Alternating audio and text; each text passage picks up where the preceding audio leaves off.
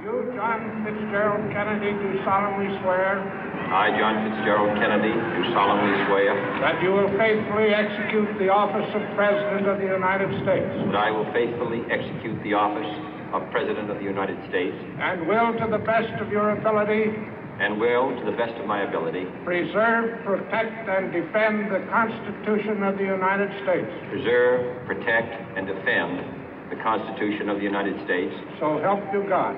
So help me God.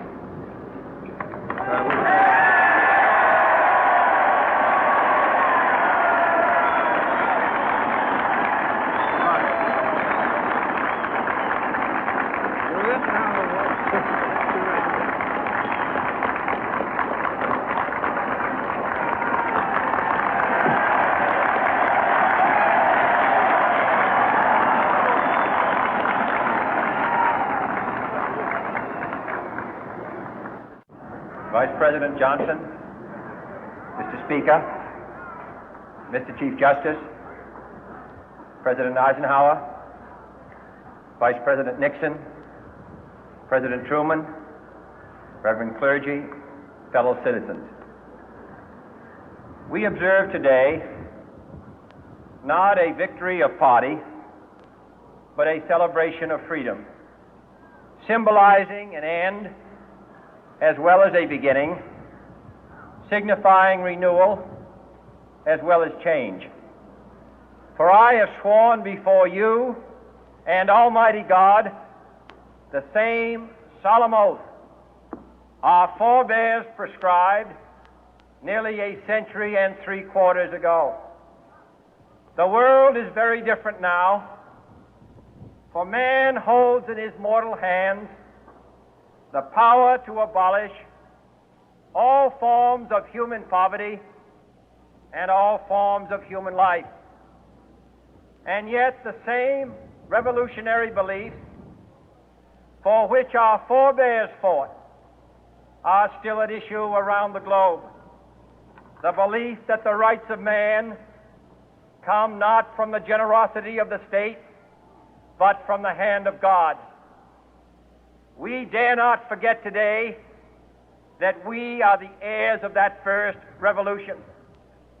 Let the word go forth from this time and place to friend and foe alike that the torch has been passed to a new generation of Americans born in this century, tempered by war, disciplined by a hard and bitter peace, proud of our ancient heritage, and unwilling to witness or permit the slow undoing of those human rights to which this nation has always been committed and to which we are committed today at home and around the world.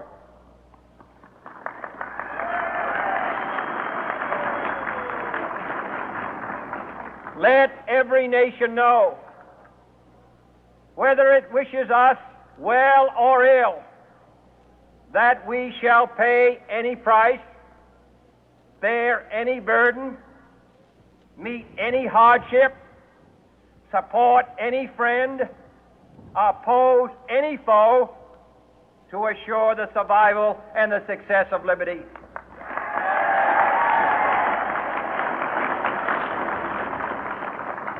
This much we pledge and more. To those old allies whose cultural and spiritual origins we share, we pledge the loyalty of faithful friends. United, there is little we cannot do in a host of cooperative ventures. Divided, there is little we can do, for we dare not meet a powerful challenge at odds and split asunder. To those new states whom we welcome to the ranks of the free, we pledge our word that one form of colonial control shall not have passed away, merely to be replaced by a far more iron tyranny. We shall not always expect to find them supporting our view, but we shall always hope to find them strongly supporting their own freedom, and to remember that in the past, those who foolishly sought power by riding the back of the tiger ended up inside.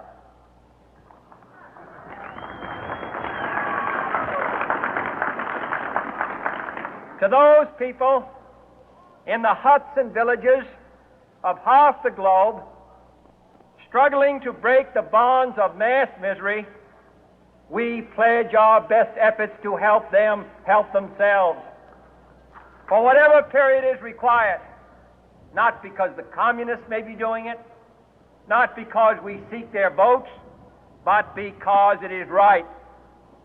If a free society cannot help the many who are poor, it cannot save the few who are rich.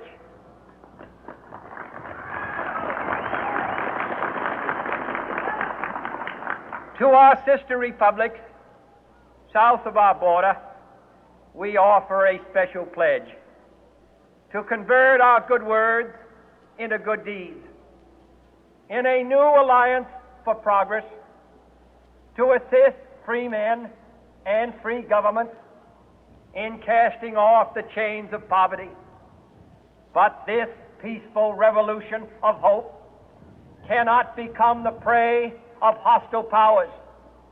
Let all our neighbors know that we shall join with them to oppose aggression or subversion anywhere in the Americas. And let every other power know that this hemisphere intends to remain the master of its own house.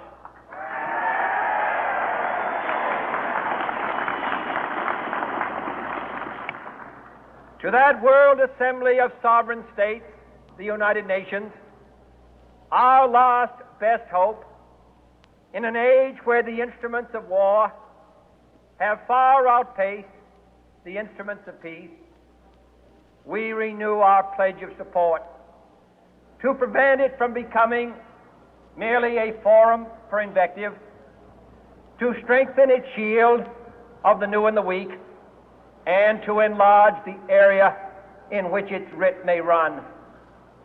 Finally, to those nations who would make themselves our adversary, we offer not a pledge, but a request that both sides begin anew the quest for peace. Before the dark powers of destruction, unleashed by science, engulf all humanity in planned or accidental self-destruction, we dare not tempt them with weakness, for only when our arms are sufficient beyond doubt can we be certain beyond doubt that they will never be employed. But neither can two great and powerful groups of nations